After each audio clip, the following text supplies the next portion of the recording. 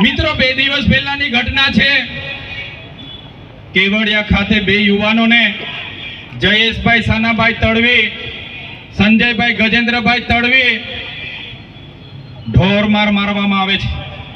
આખી રાત કપડા ઉતારીને બાંધીને ઢોરમાર મારવામાં આવ્યો અને બીજા દિવસે FIR માં પણ એમના મજૂરોને રજૂ કરવામાં આવ્યા. અને દુઃખ અમને ત્યારે થયું કે પોલીસ અધિકારીઓ એ યુવાનો મરણ થયા છતાંય એવું સ્ટેટમેન્ટ આપ્યું કે આ યુવાનો અહીંયા ચોરી કરવા માટે આવ્યા હતા. શું આદિવાસીઓ ચોર છે? કેવડિયામાં અમારી જમીનો છીનવાયેલી છે, અમારા લોકો વિસ્થાપિત થયા છે અને દુર્ભાગ્ય અમારું એ છે કે ત્યાં અમને ચોર સાબિત કરવામાં આવે છે. અમે ક્યારે સાખી નથી લેવાના.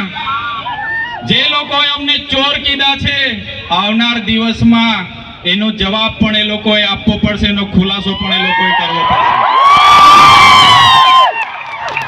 13 તારીખે 5 દિવસનું બેસણું કેવડિયા ખાતે એ લોકોનું રાખ્યું છે એમના પરિવારોએ.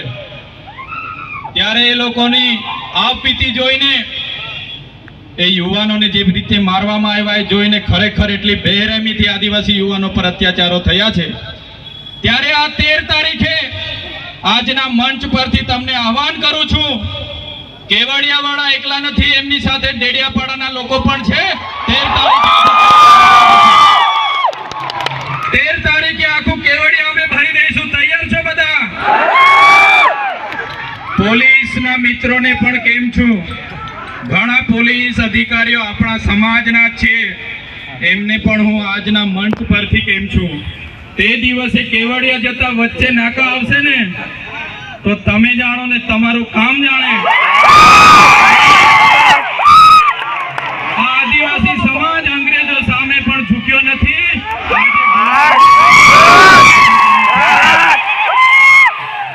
આદિવાસી અમે એટલા માટે ગર્વ અનુભવીએ છીએ, અમે અહીંયા અનાદિકાળથી વસીએ છીએ. અહીંના અમે મૂળ નિવાસી છે, મૂળ માલિકો છે. આજે અમને વનવાસી કહેવામાં આવે છે, વનબંધુ કહેવામાં આવે છે. અમે આદિવાસીઓ છે, હજારો વર્ષોથી વસનારા આદિવાસીઓ છે. અમે જે વખતે આ વિસ્તારોમાં આ દેશ પર જે વખતે મુગલોનું આક્રમણ થયું, હુણોનું આક્રમણ થયું, ફ્રેન્ચોનું આક્રમણ થયું, પોર્ટુગીઝો આવ્યા, અંગ્રેજો આવ્યા, ત્યારે પણ આદિવાસીઓએ ગુલામી નથી સ્વીકારી. સ્વાયત્ત રાજ્ય તો અમારા રાજપીપળાનો ઇતિહાસ જોઈ લો.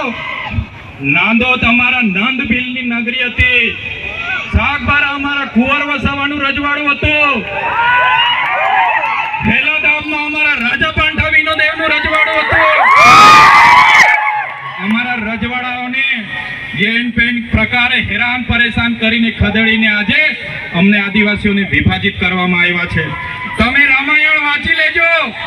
રામાયણના પહેલા પાને આદિવાસી વાલ્મીકીનો ઉલ્લેખ હશે, સબરીનો ઉલ્લેખ હશે, હનુમાનનો ઉલ્લેખ હશે, નિર્સાદનો ઉલ્લેખ હશે. આ અમારા આદિવાસી, અમારા પૂર્વજો છે. તમે મહાભારત ઉઠાવીને વાંચી લેજો.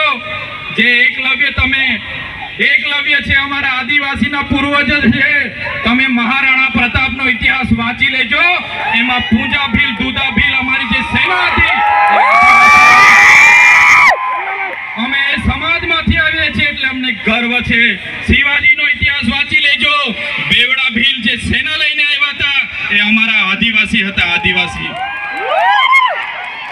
અંગ્રેજો સામે સૌપ્રથમ કોઈ લડ્યા હોય 35 વર્ષ સુધી ટાટિયા ભીલ લડ્યા હતા, ખાજ્યા નાયક લડ્યા હતા, તિલકા માઝી લડ્યા હતા, ભીક્ષા મુંડા લડ્યા હતા. એ સમાજમાંથી અમે આઝાદીમાં ગુરુ ગોવિંદસિંહ માનગઢ ખાતે 1500 આદિવાસીઓનો સમૂહ મળ્યો.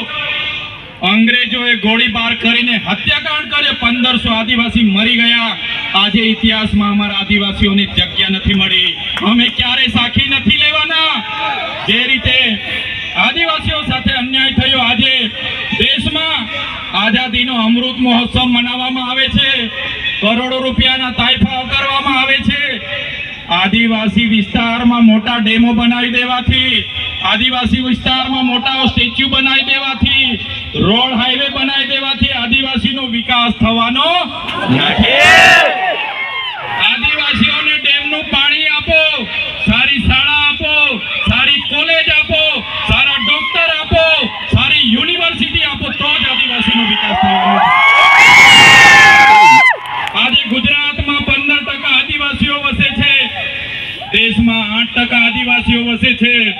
દરેક ક્ષેત્રોમાં અમારી સાથે અન્યાય થયો છે. જે પણ સરકારો આવી માત્ર ને માત્ર મત બેંક તરીકે આદિવાસીનો ઉપયોગ કર્યો છે. આજે તમે કોર્ટમાં જજો, કોર્ટમાં જે જજો બેસે છે, આજે ગુજરાતમાં અમે 15% છે તો 100 જજમાંથી 15 જજ આપણા હોવા જોઈએ કે નહીં હોવા જોઈએ? આઈએસ આઈપીએસ આપણા 15 હોવા જોઈએ કે નહીં હોવા જોઈએ? મામલતદાર, ટીડીઓ, કલેક્ટર અમારા 15 હોવા જોઈએ. તે આજે નથી. એ હવે આવનાર દિવસોમાં આદિવાસી સમાજે જાગવાનું છે. આટલી મોટી સિટીઓમાં રિયલ એસ્ટેટ બને છે. રિયલ એસ્ટેટના બિલ્ડરો કોણ છે? કેટલા આદિવાસીઓ રિયલ એસ્ટેટના બિલ્ડરો છે? અમારા લોકોને શિક્ષા નથી આપવામાં આવી, નર્મદાનું પાણી નથી આપવામાં આવ્યું, કડાણા ઉકાઈ ડેમનું પાણી નથી આપવામાં આવ્યું. આજે પણ અમારા લોકો મજૂરી માટે શહેરમાં જવા મજબૂર થયા છે. અમે સાકી નથી લેવાના. એટલા માટે જ અમે કહીએ છીએ આજના મંચ પરથી, જે રીતે નાગા લોકોનું નાગાલેન્ડ બન્યું, મરાઠાઓનું મહારાષ્ટ્ર બન્યું, ગુજરાતીઓનું ગુજરાત બન્યું, તેલુગુ લોકોનું તેલંગાણા બન્યું, તમિલ લોકોનું તમિલનાડુ બન્યું, એવી જ રીતે અમને ભીલોને અલગ